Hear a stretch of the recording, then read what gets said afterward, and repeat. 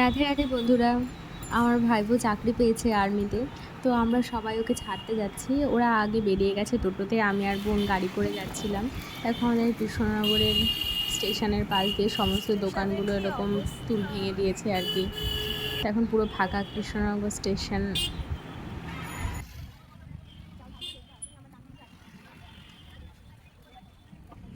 আমাদের আগে ওরা পৌঁছে গিয়েছে, ওই মাসিরা দাঁড়িয়ে আছে ওর। তারপর আমরা প্ল্যাটফর্ম টিকিট কেটে প্ল্যাটফর্মে যাই।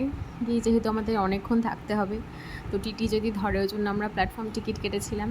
তারপর এখন আমরা যাচ্ছি, ওর ট্রেন 8টার সময় ছিল সকাল।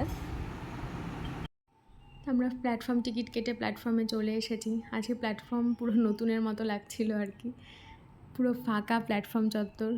সেই ছোটোবেলা থেকে দেখে আসছি সব কিছু, এগুলো যেন পুরো নতুনই মনে হচ্ছিল।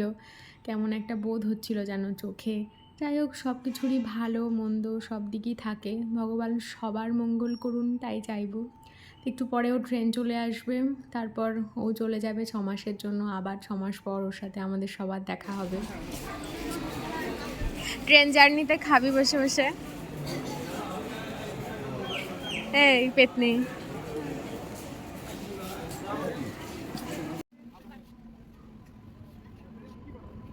তারপর আমাদের অপেক্ষার অবসান ঘটিয়ে শেষে ট্রেন চলে আসে। ও চলে যাবে ওর গন্তব্যে। আমাদের ফিলিংসটা ঠিক সুখ দুঃখ সব কিছু মিলিয়েছিল। মানে এদিকে কান্নাও পাচ্ছে চলে যাবে বলে, আবার খুব আনন্দও লাগছে ও চাকরি পেয়েছে বলে। মিলিয়ে মিশিয়ে সব একাকার আর কি। যাই হোক, এখন ও ভালো থাকবে, ভালো থাকুক, এই চাই।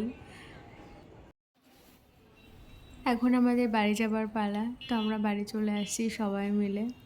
দেখা হবে তোমাদের সাথে আবার কোনো এক নতুন ভিডিওতে। আবার কোনো মুহূর্ত দেখাবো তোমাদের।